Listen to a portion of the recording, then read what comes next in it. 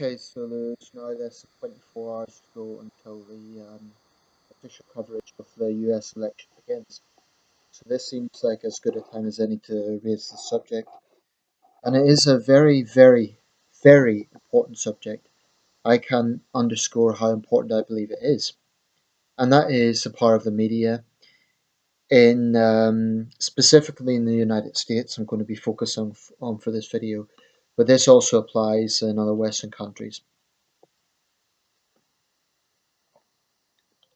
Now, having a free media is rightly seen as one of the hallmarks of democracy.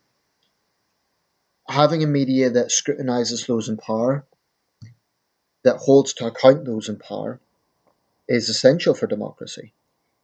Because without that, you have a situation whereby the media simply becomes another organ of government. And that is clearly in contradiction of democratic principles.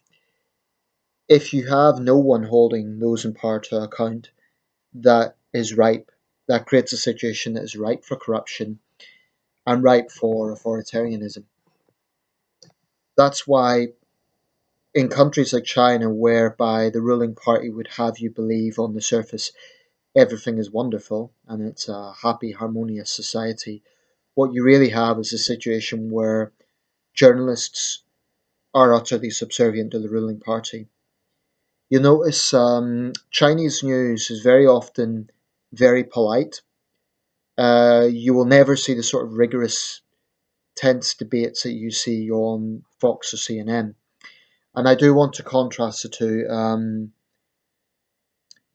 The reason the Chinese system is like that is because it is a single party state. In theory, at low level, there is a sort of direct democracy where people can elect local officials, but that is a very localized level and very small scale. It really is a pretensive democracy.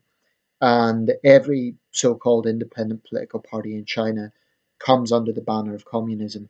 So when certain Chinese nationalists insist that it is a democratic system, it's not. I've been in this debate with people, and it's a pretense of a democratic system, but it all comes under the umbrella of communism. I remember a while back, and this is relevant to the video, when I defended that Canadian journalist. A lot of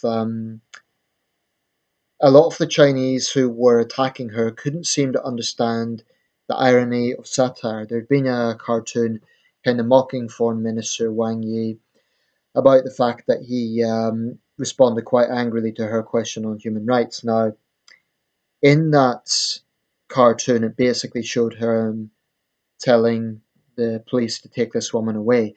Now, he didn't say that, but the implication was based on satire. Satire is something that just doesn't really exist in China. And part of the reason is that the likes of Wang Yi are absolutely used to journalists being obedient and basically towing the party line. So journalists in China are more likely to ask questions that are basically ascertaining the party's position. Does the minister agree that our harmonious society will continue to be stable with the party's policy? Well, of course, he's going to agree. This is a bit like in Parliament, in the British Parliament, when you get members of a political party who ask questions of the Prime Minister and they're really just going to back up what she's going to say. So that sort of subservient media is utterly ludicrous. It's a pretense at democracy. It's a pretense at it's not a free media, and it's not that those journalists are bad people. It's just that they are in a situation where they have to pander to an authoritarian regime. I had a debate with whoever monitors the Xinhua Facebook page, and I raised this point to them, and I think they knew I was onto something because instead of getting totally defensive and just saying I was wrong, they basically conceded it. They said, "Well, this will change at some point." So they basically conceded my point that as journalists, they don't have the freedom to really scrutinize those in power. So when arrogant communist officials come to Western country and think that they should be treated like royalty, and they resent Western journalists asking them tough questions, the reason is partly because they're not used to it. Now, I'm just mentioning that as a contrast. So I never ever want to see that situation. That would be utterly cringeworthy. But in the Western world, and especially in the United States, even more so than the UK, I believe that we have a media that has virtually no accountability. And this has been very apparent during this election. I made a video about CNN's bias, in my opinion, that they have shown against Trump. And I make that not as a Trump supporter. Trump gets himself into a lot of the conundrums he finds himself in because he's got a big mouth. And I don't have a great deal of sympathy with him. But regardless of my personal feelings about Mr. Trump, the bigger issue here is the role that the media plays. And when you have people from CNN being caught on camera whispering to a target audience what they should say, that is seriously, it raises serious questions. There is a video that basically shows, I believe it was Dana Bash from CNN, actually coercing a target audience as to what to say. Now, that's a disgrace. It's not that the CNN moderators are biased. Some people have said they are. I think that's less of an issue than the way they report stories around the campaign. And about 80 to 90% of the coverage of Trump has been negative, and only about, let's say, 40% of the coverage of Clinton has been negative. Only recently have they even been covering the issues with emails and so on. So I think the allegations of bias are very, very grounded. Fox, for its role, is also very biased. They are less biased in favour of Donald Trump, the Republican candidate, more, I would say, biased in favour of Republican ideals in general and conservative ideals in general. And I think part of the problem here is in the US networks, and I have to say more so than the BBC, you have this thing whereby punditry, the opinion segments, far override simply reporting the news. So you have, yes, you have the standard reports where it will be the R, it'll be on the R and they'll just report the news. Now, actually, I don't think that's particularly problematic because for the most part, they just report as whatever the story has developed. The problem lies in this punditry where you get people who love the sound of their own voice and they think that they are presidents. So in the likes of Fox News, you get the likes of Sean Hannity, Bill O'Reilly, who are complete egomaniacs. They think that their word is gospel. And they constantly put up these saying sort of these little reminders, fair and balanced, but they have a bias, and they wouldn't even deny that bias. They are absolutely conservative people. There's no question about that. They may have a token liberal here or there, but let's face it, Fox News is 80, 90% conservative orientated. Now, if they were upfront about that, it wouldn't be a problem. But when they say fair and balanced, how can it be fair and balanced when you're so biased towards one political outlook? And CNN is the same. And what's the problem with this? The problem is that when you get the punditry that is sort of superseding the news, when you get the opinion, you see, if when Fox is charged with this, they will say, "Oh, but Sean Hannity and Bill O'Reilly, that's just their own opinions. Doesn't reflect Fox News as a whole." That may be the case, but the problem is they are, firstly, they're given a lot of airtime. These guys, and I'm just naming those as two prominent examples. When people are given such airtime, Mike Huckabee is another example, that then starts to become the face of Fox News. Likewise on CNN, when they have their panel who are overwhelmingly pro Clinton and they are voicing, they'll have the token Trump supporter, forget the guy's name, the older man with grey hair, forget his name. But when they are overwhelmingly pro Democrat, pro liberal, pro Clinton, that is going to become the face of CNN. So when both networks say, "Oh, but we're just telling it like it is," or "but this is just the opinion section," when you allow the opinion section or the punditry section to feature so prominently, that becomes the face of the news, and that's something they don't seem to understand. I mentioned CNN and Fox because they're the two that I'm most familiar with. I know there's others. I know there's ABC, CNBC. I don't really watch them so much, so I can't comment in great detail. But this goes beyond just news networks. If we look at other media outlets in the US, you get TMZ, which is basically, in my opinion, it's utter trash, and most people would probably agree that it's utter trash. It's basically run by paparazzi, and it's paparazzi style stories, all about celebrities and their love lives, and it's you have that. Then you have the National Enquirer, which is not much better. And it seems to me that these sort of publications could basically just throw out these stories about people. And I know there's some other newspapers that will occasionally find themselves in controversies, the New York Post, and there's others. But it seems to me these publications can just throw out allegations against people about extramarital affairs and about all sorts of things with very little actual basis, especially in the more tabloid esque yellow journalism type publications. And the thing about the US situation is that this is covered by the First Amendment. It's argued as being a free speech issue. Now, here's the thing, when the media is that powerful, it seems to me a very dangerous situation that you have these very powerful publications that can basically do what they want. There's no accountability. And, Donald Trump might threaten to sue them, but the vast majority of people wouldn't be able to sue them because the vast majority of people aren't multi-billionaires the way Trump is. Not that that makes it any better. There should be a situation where there is some sort of watchdog that keeps these people in check, which basically holds them to account when they do get things wrong. In my opinion, they cannot be trusted to do it themselves. That is like the fox guarding the chickens. I used to think the UK was really bad at this, but at least we have Ofcom, at least we have some sort of watchdog that can have some sort of regulation in this. And we have a long way to go, in my opinion. In my view, the likes of the Sun and so on still have far too much power because although we have stronger libel laws in this country than there would be in the US, there's still a situation. Actually, Trump quoted the UK positively in this regard. I don't want a situation like China where the media is nervous to ever say anything that is scrutinizing someone in power. That would be a disgraceful situation. But I do believe in the US and the UK we went too far to the other extreme.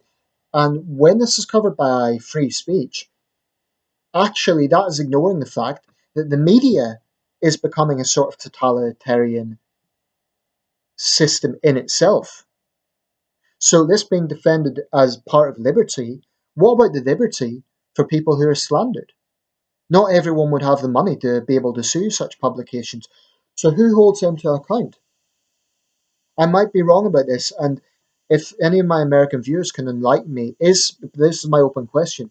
Is there any sort of watchdog whereby if a national newspaper or a major news network gets something seriously wrong, whereby either the victim of that smear or people in general can complain about it? I.e., is there a number they can phone to hold these people to account and put pressure on them to either amend it or make an apology? That's not to say they never ever apologise. On Fox News recently, Brett Baer reported something wrong. He did apologise, to be fair. But I still believe when you have a system of self regulation, it's just ripe for corruption. They cannot be trusted. CNN was whinging yesterday about, and they were actually blaming Trump for the lack of trust in them. That just shows the lack of accountability. And you don't have to be a Trump supporter to see that. The fact that they would turn around and point at him and say basically it's his fault that the people don't trust us. Try looking at yourselves, because what people need to understand is they are extremely powerful. I mean, Wolf Blitzer was said to Kellyanne Conway, "Can you kind of rein in on your candidate because he's pointing at journalists and stirring up animosity towards us?" Well, I don't agree with Trump's tactics. I think it's the wrong way to go about it. When he points at journalists and kind of stirs up his crowd against him, I don't approve of that. I think that's basically inciting mob anger. But he isn't wrong that there needs to be more accountability. And that goes beyond Trump. I would be saying this even if there hadn't been a bias against Trump. I do believe, and I've believed this for a long time, there is far too little accountability in the media generally. They cannot be trusted. We had a huge scandal in this country, the phone hacking scandal. In my view, that hasn't been closed. The implications are still around. The fundamental toxic culture at the heart of tabloid journalism is still around. Um, there was a book published by a British MP, Tom Watson, Dial M for Murdoch, and it explored all of this. I've got it, but I haven't read it in full yet. The fundamental culture at the heart of tabloid journalism has not gone. This is so important. I cannot underscore how important I believe this is, because when you have the media who are massively influential in shaping people's opinions on things, if they are not held to account, in my view, that damages democracy. People think politicians are powerful. In Western countries, even the President of the United States does not have absolute power, nor should he. But I would argue the media is far more powerful than any individual politician or any party. The power that these people have to manipulate, to report things as half truths. A good example of this is the other day when Fox News, I think under Sean Hannity, decided to take one part of Obama's speech and they basically said they termed it Obama loses control of crowd. They didn't show the full clip where he actually defended the Trump supporter. All they showed was Obama kind of telling his crowd to calm down. So they're not lying about it, but they're distorting it in a certain way. And this is how the media, in my view, it's unforgivable, where they will show a segment of something, and as word Trump is absolutely right, they take a segment of something, so they could take, say, a speech that is 500 words long, they'll take 5 words, and then say, this is what that person has said, that is the whole speech. And it's utterly shameless how they do that. I understand that in a 24-hour news cycle, they literally don't have the time maybe to micro analyze each innuendo. I get that. But at the very least, they shouldn't be distorting things. So if they're going to report something negative, at least give some idea of context. And, they will say, oh, well, invite people on to defend the candidate. But it shouldn't be that way. They are in a position of responsibility. They shouldn't be distorting things in the first place. And, I know sometimes politicians use excuses. So when they've been caught with their pants down, they say, oh, it was taken out of context. And sometimes it is just an outright excuse. But more often than not, I also believe that the collective media, and I do make this generalization because I don't think that any newspaper or major media outlet is entirely blameless in this. Where's the accountability? Where is the accountability? Because the only time they will ever apologize if the mistake is so glaring that everyone sees it. Most of the time, they're smart about it because it isn't outright lies. They're too smart for that. It's distortion, and it's manipulating one part of a speech or one part of a situation and trying to present it as something else. And the power that these people have is unbelievable. So what I would say is, if senior news people want to regain public trust, they need to show they are accountable. And in my view, there needs to be some sort of, in terms of this First Amendment argument, they would still have free speech. In fact, that's the very point. In order to have this situation whereby they can operate as journalists, ask those in power tough questions, hold them to account, there needs to be account of themselves. Otherwise, they become a law unto themselves. In fact, they're their own worst enemy. So the free speech argument kind of clouds the fact that they are, I would call it the dictatorship of the media, because that's essentially what it is. And I'm not saying everyone is blind sheep and they believe everything CNN and Fox says, but these networks are very influential, both of them. So I really, really think there needs to be some sort of body, and who would run it? Perhaps judges, perhaps retired media people. I don't know, but there needs to be some sort of at least semi-independent body that holds these people to account. That watches them across the board, and that should be strictly non-partisan. So it should be strictly the people involved should not make any sort of public allegiances to candidates or whatever, or networks, and they would have the responsibility to fact check these people. We have a website in the UK called Tabloid Watch, something akin to that, because frankly sometimes it disgusts me. I find it astonishing that paparazzi in certain states can basically do what they want, and celebrities have no power to protect themselves. That's crazy. That is utterly. How can you argue that stalking someone comes under free speech? That's not speech. That's an action. That's crazy. It's an invasion of privacy. But it seems that the free speech argument supersedes privacy in the US and to some extent the UK as well. The French, I think, have it much better in this regard. They take privacy very seriously. And I think they've got it right because the paparazzi are absolute. I think they're just criminals, basically. I think they're absolute low. I'm not even getting to it, so I'll just say things. Yeah. So let me know your thoughts and thank you for watching.